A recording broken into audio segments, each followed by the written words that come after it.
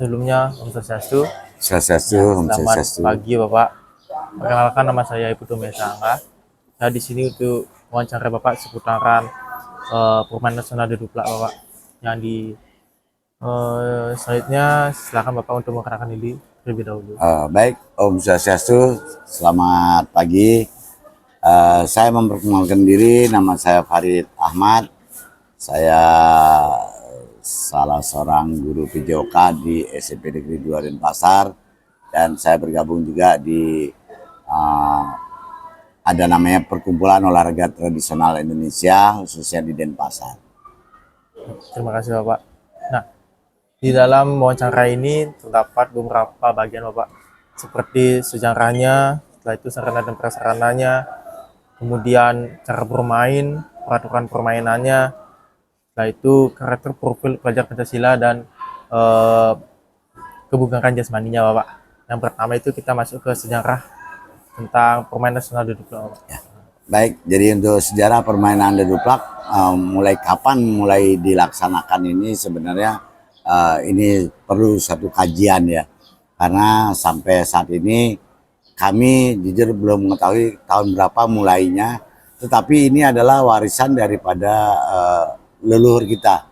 Jadi zaman dulu mungkin sudah dimainkan suatu permainan Deduplak ini, tetapi melalui perkembangan zaman dia sudah mulai ada perubahan-perubahan di dalam alat, kemudian dalam peraturan dan sebagainya. Jadi untuk sejarah kami belum begitu pasti tahu sejarahnya ini, tetapi beriringnya dengan perkembangan waktu diadakanlah modifikasi alat. Salah satunya kalau dulu dibuat dari batok kelapa, sekarang udah dari kayu. Kenapa dibuat demikian? Karena faktor risiko atau bahayanya lebih sedikit. Baik. Terima kasih Bapak. Nah, itu tadi tentang sejarah, sekilas tentang sejarah permainan nasional Deduplak. Nah, kita masuk ke sarana dan prasarananya Bapak. Itu di bagiannya itu ada seperti apa saja yang digunakan atau sarana apa saja yang digunakan dan bagaimana prasarananya Bapak. Ya, jadi kalau sarana seperti tadi yang saya sampaikan, sekarang itu sudah termodifikasi alat, kemudian talinya juga bisa dimodifikasi. Jadi dulu pakai tempurung kelapa namanya dulu, itu dibelah jadi dua, kemudian dilubangi ada tali. Nah sekarang sudah sedikit diperbaharui karena faktor bahaya, karena kalau tempurung kelapa dipakai pecah langsung mengenakan kaki, bisa mengakibatkan hal-hal yang tidak diinginkan. Tapi kalau pakai yang alat yang sudah dimodifikasi, faktor risikonya lebih kecil. Kemudian yang kedua, sarananya ini adalah tali. Tali ini nanti berfungsi dipegang tali ini oleh kedua tangan. Di sini dibutuhkan biomotorik untuk antara kerjasama kaki dengan tangan pada saat dia melangkah, tangannya naik dan seterusnya. Jadi itulah sarana yang diperlukan dalam permainan Deduplak. Baik. Terima kasih Bapak. Itu masuk ke sarana dan prasarananya. Kita sekarang masuk ke cara bermainnya Bapak. Bagian ini itu terdapat bagaimana cara memulai permainannya dan langkah-langkah seperti apa yang dilakukan Bapak. Jadi untuk cara bermain Deduplak sendiri itu ada dua batok kelapa, atau sekarang sudah dimodifikasi menjadi dari kayu terbuatnya, ada talinya. Kemudian kalau cara bermain atau peraturannya itu, jadi kaki masuk ke ke sela-sela tali itu. Nah di sana mereka mulai bermain. Mungkin kalau kita mengajarkan cara anak-anak bermain, dia bisa jalan di tempat terlebih dahulu, karena permainan Deduplak ini cukup berbahaya juga ya.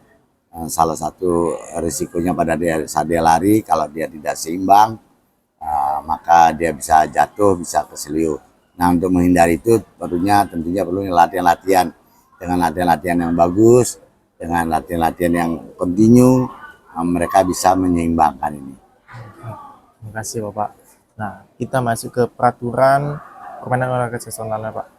Nah, peraturan ini kan terdapat ada beberapa kesalahan misalkan ya saat melakukan permainannya. Apa saja contoh-contoh kesalahannya itu? Ya, jadi contoh kesalahan pada waktu dia sudah siap di start umpamanya, kemudian dia berjalan atau berlari, kesalahan umum yang terjadi itu adalah kakinya lepas dari dari tali tersebut dan menyentuh tanah. Kalau dalam peraturan itu sudah dianggap kalah, ya. Nah, kalahnya ini pun kita melihat umpama ada 3 orang yang start barengan. Semua jatuh. Siapa yang juaranya? Yang terdekat dengan garis finish. Itu yang juaranya. Jadi walaupun semua jatuh, tidak semuanya otomatis kalah. Tapi ada yang terdekat dengan garis finish, itu yang dianggap sebagai pemenang. Jadi kalau simpel sih kalau di Rupla ini, peraturannya diskualifikasi kapan pada saat kakinya ini lepas dari dedupla dan menyentuh tanah. Itu dia dianggap melakukan suatu kesalahan. Ya, oke. Ya, itu betul masuk ke peraturan ataupun diskualifikasi istilahnya, Pak ya. Ya. Nah, kita masuk ke gini, Pak. Karakter profil pelajar Pancasilanya, Pak. Nah, dalam permainan dedupla ini pastinya ada karakter profil pelajar Pancasilanya, Pak ya. Apa saja yang terkandung dalam permainan ini, Ya, Pak ya? jadi dalam permainan dedupla juga ada 2 kategori. Kadang ada perorangan, kejuaraannya ada estafet. Nah, kalau estafet ini tentunya memerlukan 5 orang pemain. Nah, kaitannya dengan profil Pancasila, tentunya di sana ada satu kerjasama di antara satu dengan yang lainnya, sehingga untuk mencari kekompakan, ada gotong royong, ada kebersamaan. Nah, kemudian nilai-nilai positif lagi, kalau terjadi kesalahan tidak saling menyalahkan teman. Berarti salah satu berarti tim itulah yang kalah semua.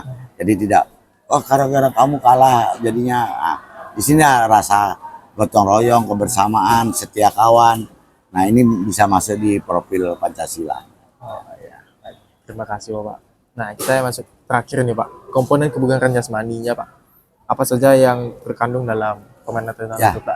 Jadi untuk komponen kesegaran jasmani masuk di sana, ada speed, ada kecepatan di sana, ada endurance, ada tenaga juga di sana. Ya, kemudian ada gabungan dari semua gerakan itu. Jadi semua ada di sana. Jadi permainan dedupla saya sering juga melatih anak-anak. Itu sebenarnya memerlukan endurance atau tenaga yang luar biasa. Ya, kadang-kadang mereka latihan 3-4 kali saja dengan jarak yang 50 meter, mereka sudah capek sekali karena keseimbangan antara kaki dengan tangan pada saat melangkah atau saat berlari itu sangat diperlukan sekali, sehingga keseimbangan ada di sana, tenaga atau endurance ada di sana.